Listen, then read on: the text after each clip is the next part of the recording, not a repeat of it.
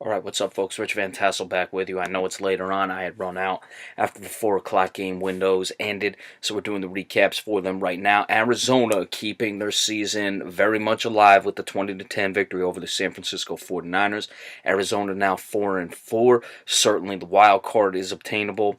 The division may be out of reach, but they had to have this one. San Francisco drops to 0-9. It's getting bad out there in the Bay Area. Drew Stanton getting the start for the injured Carson Palmer, 15 of 30.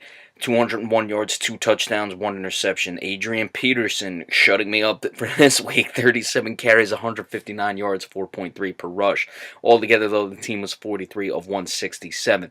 So that means the other guys rushed 6 times for 8 yards. Drew Stanton, 4 of 2. I'm guessing there were some kneel downs.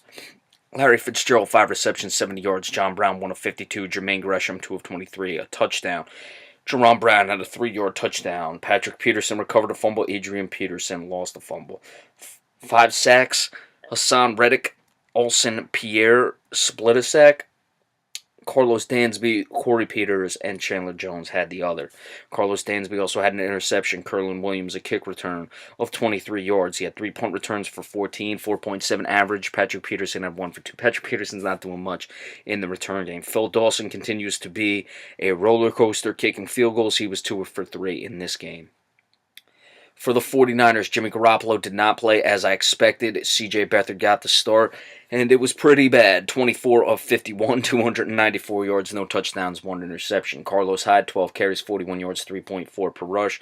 C.J. Beathard, 3 carries for 16, 5.3, had a touchdown. The team 17 of 63, 3.7 per rush. And the touchdown by Beathard. Carlos Hyde, 9 catches for 84 yards. Marcus Goodwin, 2 for 68. Kendrick Bourne, 2 for 39. George Kittle, 3 for 27. Earl Mitchell recovered a fumble. Kyle Juszczyk lost a fumble. The team had no sacks. Eric Reed had an interception. Victor Bolden Jr., 3 kick returns, 59 yards, average of 19.7, longest of 24, so okay. Trent Taylor, Ronald Blair had a kick return for no yards. Trent Taylor, 3 punt returns, 10 yards. Victor Bolden had a punt return for no yards, and Robbie Gould made his only field goal. So San Francisco, look, once Jimmy Garoppolo gets in there, that's when the wins would start to come. I would assume this team is looking at, if let's just say Jimmy Garoppolo was never traded for and didn't play, this is a 1-15, 2-14 team. He might get them to 3 wins, respectability. He'll make them just a better team.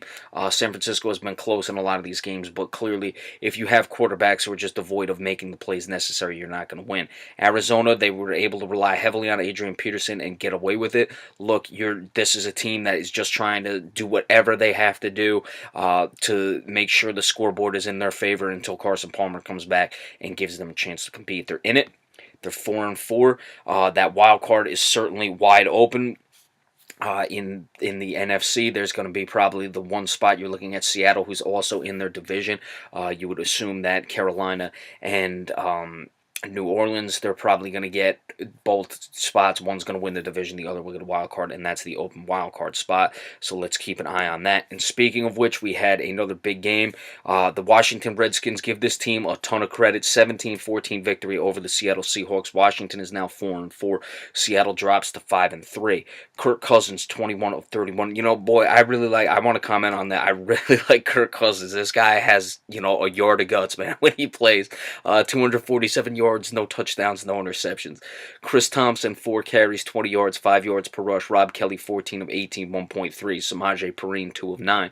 The team, 23 of 51, 2.2 yards per rush. Vernon Davis, top receiver, 6 for 72. Josh Dotson, 3 for 59. Brian Quick, 3 of 49. Ryan Grant, 3 of 39. Kirk Cousins fumbled twice, lost one of them, recovered the other. 2 sacks. Terrell McClain, Ryan Kerrigan did not have one. Zach Brown had the other. Will Compton and Kendall Fuller had interceptions. Samaje Perine had a 20-yard kick return. Rob Kelly had a 16-yard punt return.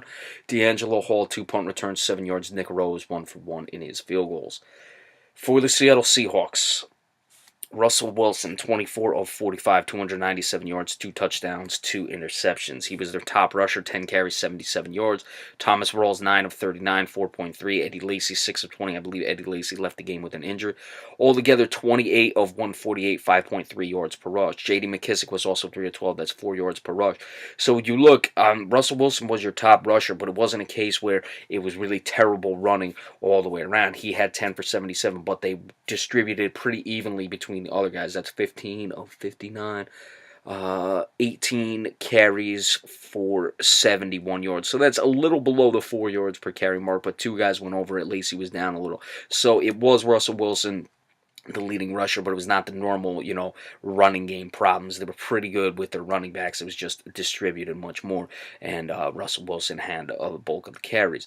Doug Baldwin, 7 receptions, 108 yards, 1 touchdown. Jimmy Graham, 5 for 59. Paul Richardson, 3 for 41. Thomas Rawls, 2 of 31. Luke Wilson had a 10-yard touchdown. Nazir Jones recovered a fumble. Russell Wilson fumbled and recovered it. 6 sacks, obviously to be expected with that Washington Redskins offensive line situation with all the injuries. Jaron Reed, Nazir Jones split a sack. Bobby Wagner had 1. Dwight Freeney had 2. Michael Bennett had 1. Quentin Jefferson had 1. No interceptions. Tyler Lockett, 2 kick returns for 33 yards, 5 punt returns for 45 yards. That's 16.5 in the kick return, 9 yards per return in the punt return. Blair Walsh missed all 3 of his field goals in a game you lose by 3 points. Washington, hey, this is another situation with that offensive line situation. You're just finding a way to win any way you can. Clearly, they struggled running the ball. They gave up a lot of sacks. They were able to run the ball, at least 51 yards. I'm not acting like 2.2 yards on 51 yards is anything special, but it wasn't just god-awful. It was at least consistent enough that you're just not leaving Kirk Cousins back there to get massacred in that situation. So that's really what you're just expecting from the running game at this point. Just get us some yards so we don't have to drop Kirk Cousins back a ton of times where he's just going to get annihilated with our offensive line injuries. Seattle, look, this is a difficult loss for them. You missed 3 field goals. That's, let's say you give them 2 of them, that's 20 points. You obviously win the game. They need to score more than 20 points. The offensive line, again, had Russell Wilson just running all over the place. I know there was only 2 sacks, but he was just under pressure a ton. They're expecting him to make a ton of plays. And look, this is another situation. Seattle may still win this division. Washington really can't win their division. They're 4-4 to the Eagles, 8-1, 0-3 in the division, lost to the Eagles twice. So no matter what, they can't get the tiebreaker, and even if they could, their division record would still be bad. But they can certainly still get a wild card spot. And they beat Seattle. Seattle is probably going to be the team. Whoever comes out of the West is not the division winner. Will be that. So give the Washington Redskins a ton of credit. That defense is playing very well. And the Dallas Cowboys, 28-17 over the Kansas City Chiefs. Cowboys have now won 3 straight. They're up to 5-3. Kansas City drops to 6-3. Alex Smith, 25 of 34, 263 yards, 2 touchdowns through his first interception of the season. Kareem Hunt, 9 carries, 37 yards, 4.1 per rush. Alex Smith, 5 of 19, 3 of 8. Tyreek Hill, 4 of 9, 2.3. The team, 19 of 68, 3.6 yards per rush. Travis Kelce, 7 of 73, 1 touchdown. Tyreek Hill, 2 of 64, had a touchdown. It was a 56-yarder at the end of the half. That really never should have happened. Cowboys completely dropped the ball on that one. DeAnthony Thomas, 3 for 41. No fumbles. The team had 1 sack. It was Frank Zombo. He beat Tyron Smith on that one, too. No interceptions. Akeem Hunt, 2 kick returns, 51 yards. DeAnthony Thomas, 1 for 30. DeAnthony Thomas and Tyreek Hill both had punt returns for no yards. Harrison Buckner made his only field goal. For the Cowboys, Dak Prescott, a little high in the incompletions. I thought he played very well in this game. However, 21 of 33, 249 yards, 2 touchdowns, no interceptions. Ezekiel Elliott, why they have him, 27 for 93, 3.4, 1 touchdown. Dak Prescott, 3 of 27, 9 yards per rush, 1 touchdown. Alfred Morris, 1 of 11. Altogether, 31 of 131, 4.2 yards per rush. Terrence Williams was lighting it up this game, 9 receptions, 141 yards, no touchdown. Des Bryant, 6 of 73. They got him involved. Look, Marcus Peters is on the other side of the ball for both receivers to play as good as they did. It's, saying a lot for a maligned group of receivers, should we say. Both of these guys got hurt. We'll have to see the injury situation. Cole Beasley, 424, 2 touchdowns. No fumbles. They only had 2 sacks. Taco Charlton got his first. David Irving had the other. Jeff Heath had the interception. No kick returns. Ryan Switzer, 2 punt returns for no yards. Mike Nugent did not attempt a field goal. We'll start with the Chiefs. Again, people would say Chiefs, after the 5-0 start, have gone 1-3. Hey, they've, lost to some good teams. That Pittsburgh game was one of the things where I just felt they run under the buzzsaw. In this situation, it's not really anything the Chiefs did wrong. The Cowboys played exactly as the Cowboys want to play, as they came into this season to play. They were controlling the ball. They were running the ball very well. They converted some key third downs, which has been a struggle for them at times early in the year, but they certainly got it done. Got it done today. Got a few sacks. Got the turnover necessary. Really, the only thing that kept Kansas City in this game was that play at the end of the half. 7 for 12 on third down were the Cowboys to 4 of 11 for the Chiefs, which isn't terrible, 4 of 11, but that's 7 and 12.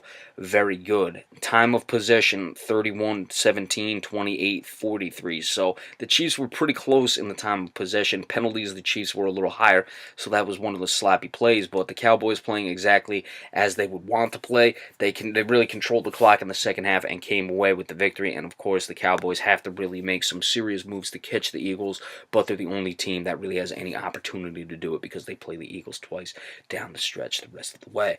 All right, the Sunday night game, it's a pretty good tight one. Probably do the recap of that tomorrow, maybe tonight. Just be sure to stay tuned for that, and we will get back to you. And remember, we appreciate all subscriptions as well. Thank you all very much, and enjoy the rest of your evening.